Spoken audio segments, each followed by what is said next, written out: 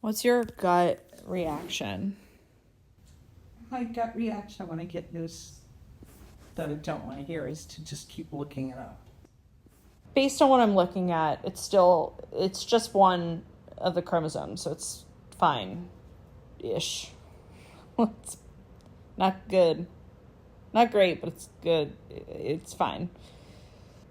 My brain is kind of fast tracking ahead to, should I just try an implant right now? Or do I do another egg retrieval this month? I think I have to wrap my head around the whole thing. It's right now. I just keep saying I want to look up stuff. I want to find stuff. Okay. But give me a chance.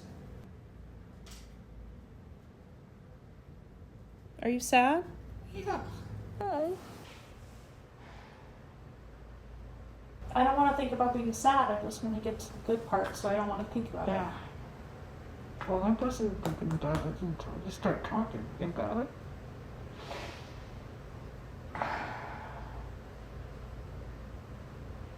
It's okay. It's just a step. It's just a step.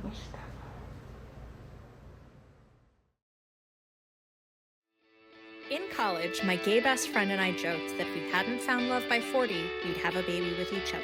20 years later, I'm pulling the ripcord. From deciding on solo motherhood to choosing IVF, I'm Meredith, and this is the backup plan. Okay, well, this is a less fun episode to record. I'm really grateful for the time that I've given myself, the buffer between when I record the episodes and when the episodes come out. Although something I'm facing now is that people are like reaching out to me being like, congratulations on 2 embryos. And anyway, let's start with PGT-A results. If you watched the last episode, you'll know that I stacked out the week to make sure that I had a lot of stuff happening when the PGT-A results came in. I had a work trip to Vegas. I had some fun things to do in Vegas as well. And I also had a premiere of the new Star Wars series that came out. I was so excited about it. I knew about that premiere for a while. Christina had invited me to it weeks prior, to the point where I was like, I may be pregnant at that premiere. What am I going to wear? How am I going to look comfortable? I'm very proud of the look that I chose. I'm going to wear that dress often, maybe even to a wedding if I ever decide to have one. Very loose and flowy, very Star Warsy. And also cool. Like, I got a lot of compliments on it. So I had a lot going on, and I didn't know exactly when I was going to get the news. I sent a message to my doctor after I recorded that last episode because I wanted to know how we could get the sex of the embryos to Christina and not to me. So I just sent her a quick little note that was like, hey, I don't want to know, but I am going to have my friend know because I've decided, like, I'm going to celebrate where I'm at. I want to have this little, like, embryo shower, this blast shower. I didn't use the term blast shower because that's kind of hard to describe or explain when you're not in the room with the person. And she wrote back that the results came in and did I have time for a quick call, which didn't feel like good news. So here are the results. And we're going to start with the worst one first, and that's Dale. Dale is the day 7 embryo that was rated a 4BA, which is a pretty good rating. Doesn't matter because it is completely unusable. I don't know what the gender of either embryos is at this point.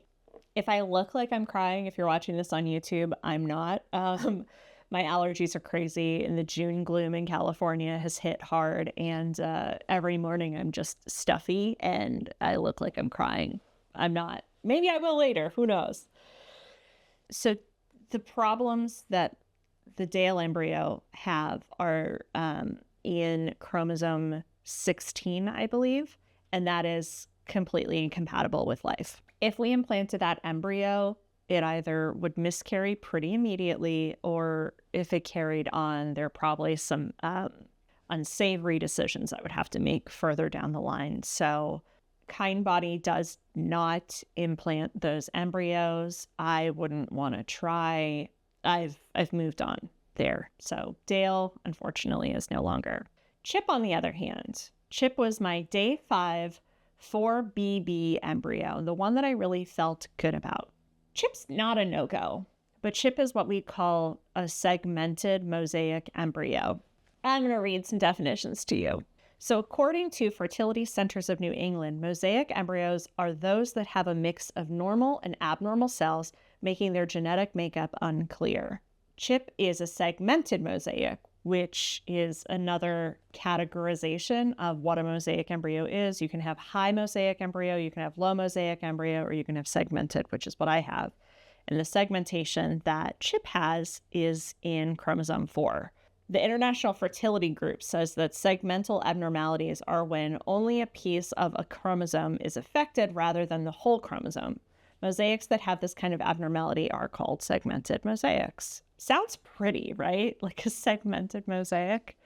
My mom went hard on researching what all of this meant. I mean, it's just kind of funny the way that our two minds process this information. For me, I was like, okay, what's the next step? I think I need to move on. And hers was, I'm going to do all the research I can on the information that's been given. I'm not saying one way is right or wrong. I'm actually saying they kind of work well together. So when my mom did research on the abnormality that CHIP has, it is in chromosome 4. And the Howard Hughes Medical Institute released an article titled, Does Chromosome 4 Hold the Secret to Human Longevity? And in the article it says, by comparing the DNA of siblings who are extremely long-lived, researchers believe they have found a region on chromosome 4 that may hold an important clue to understanding human longevity.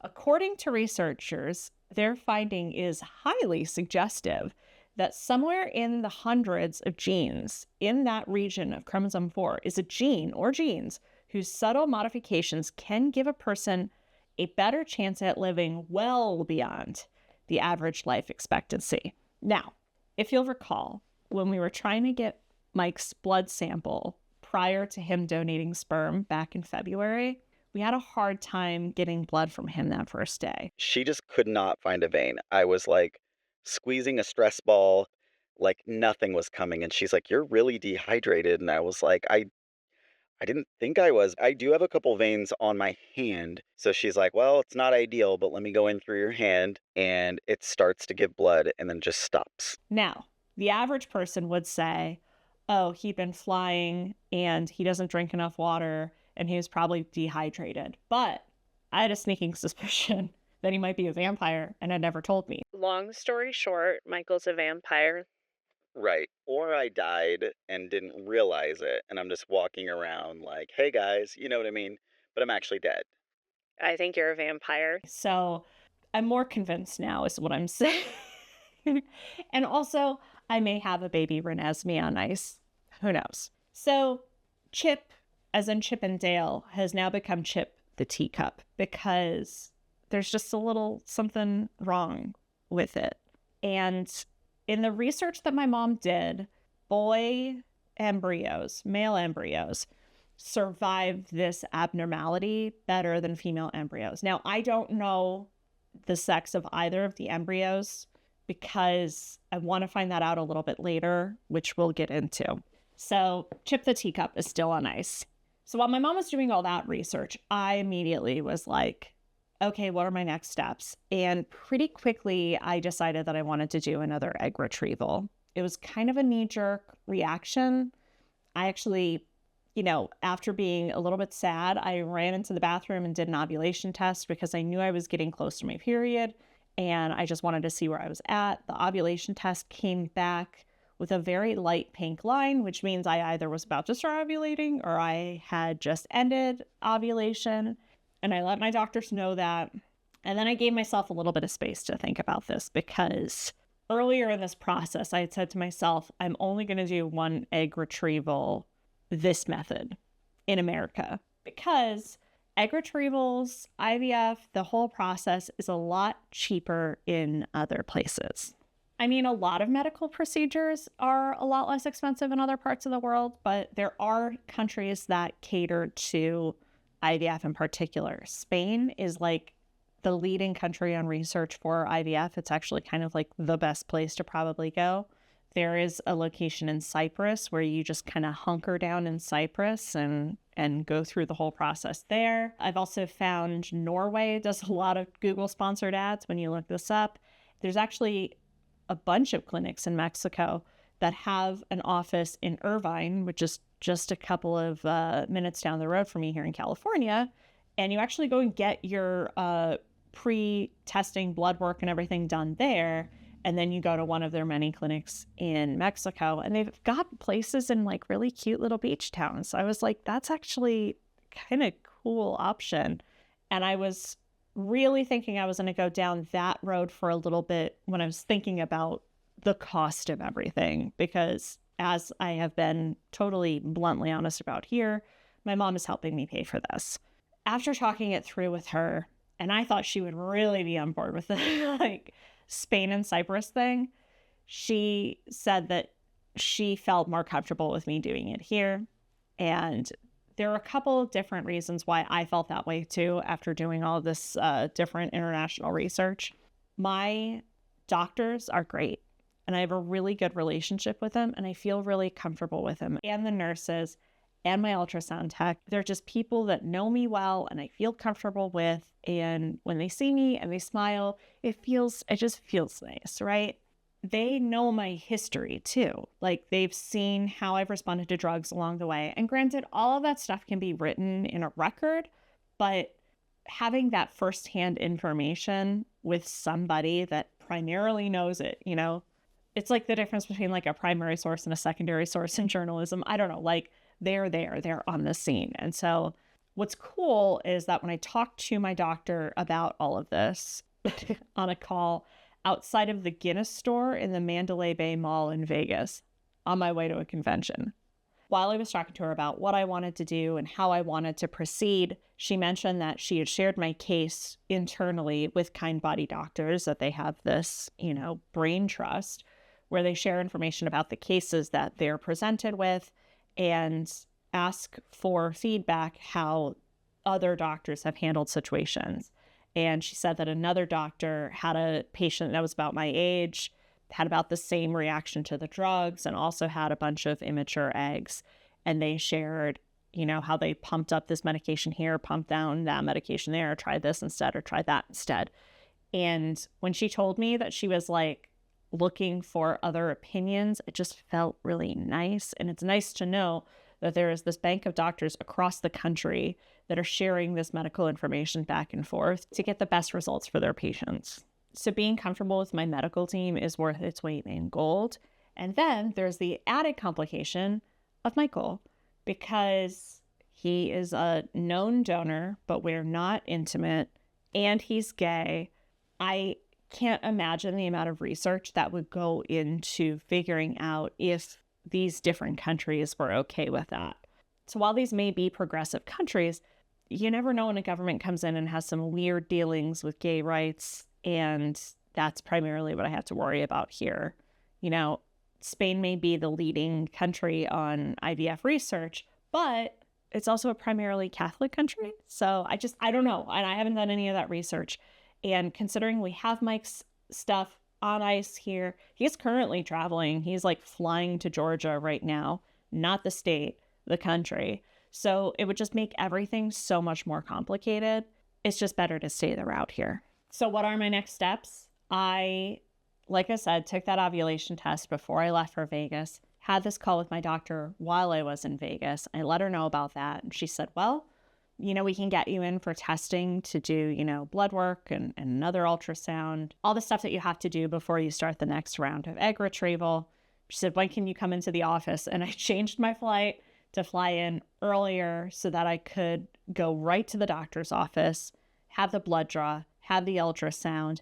And then from there, I drove home, had about 2 hours to get ready before I had to drive up to Hollywood for the premiere, which again, just was really great. But as mentioned previously, packed schedules are my comfort zone. So during a week that could have been very upsetting, I had a lot of excitement. And where I'm at now is I'm taking estrogen in preparation. It's not as bad this time. We're actually doing me on a lower dose of estrogen, but like throughout the day. So I'm taking 1 pill at night and then half a pill in the morning. And I haven't had any back pain, knock on wood. And what I talked through with the doctor was that I just have a hunch. I just had a hunch that taking more follow-stim early on would be better. And based on the science that she has, she agreed. So thankfully, it's not just my decision, just throwing out suggestions. So that's the order of operations here. And I feel okay about it. I don't feel sad. I feel frustrated. I'm a little bit tired, but not strung out about it. We know how my body reacts now, and it's just a matter of trying something else. I told myself I would do 2 egg retrievals and 3 transfers. I don't know how that changes after this. So you make these hard and fast decisions, and then you come up to them and it's like, oh, I said I was never going to do IVF, and here I am. So it's just, it's nice to have a huge support system, because there are any number of people I can talk to about this at any moment, and they can help me better align myself with where I'm at when I feel like grounded enough to think about it. Because a lot of the times I'm just kind of barreling through, because that's my MO. That's just how I do things. To wrap this up, I had some notes on the sort of intangibility of this process, just stuff that I kind of thought. And I talked through a little bit last week with my mom, but these are just, I don't know, it feels like it's worth sharing these bullet points that I've made. That I don't actively engage with opportunities that are unlikely. I don't take risks. I wrote down here that I don't actively engage with opportunities that are unlikely. This continues to feel like new territory. I'm not a risk taker. Like, I just don't take risks. And this is a huge risk that I'm taking and sharing with the world. Ugh. I can't see or hold what I've made. That one fertilized egg is just gone. Well, now that fertilized embryo is gone too. Those 6 baby eggs are just gone. There's no well-tread route for egg retrieval grief or embryo loss. There are no ceremonies or rituals. So few people know what it's like. And then it's wildly different from woman to woman. I don't feel like a life has been lost, but it's a chance that's been lost. And now eight chances are just totally gone. And yeah, those are kind of unfiltered thoughts that I had. It just continues to be a wild, wild process. And anytime I see babies out in the world, I get excited. But you know what was nice this last week was when I went to the premiere of the show, I didn't tell anybody about the IVF. Normally, and of course, like, I don't know, when do you have time? But like, there's a lot of time at these events because you're kibitzing on the red carpet, or you're meeting people while you're going to your seat. The after party, there were a whole bunch of people there, and I'm introducing myself constantly. And I wasn't the star by any stretch of the imagination. And I was attending as Christina's manager. So I was not in any kind of a spotlight, but still you meet people, you shake hands, you kind of like talk about what you do and what you're up to. And there was not a moment the whole night where any of this came up. And honestly, it was like amazing. I don't know if you've ever felt this. Like, I remember when I went on vacation to Europe, not this past time, like, I think it was when I was there for work for like almost a month. And then the last week I was there, I just took off and had my own little vacation time. And I was amazed that when I encountered people and met people in America, and especially in Los Angeles, the first thing when you meet somebody is like, and what do you do? I was working at Netflix at the time, and it was a pretty cool job, and I wore it like a badge of honor. And so every person I met, I was like, why aren't they asking me what I do? Because then I can tell them, and then I can kind of like brag a little bit. And that didn't happen. And then it kind of became like incredibly refreshing of like, wow, no, like, find other things to talk about. What are these other things that make you you?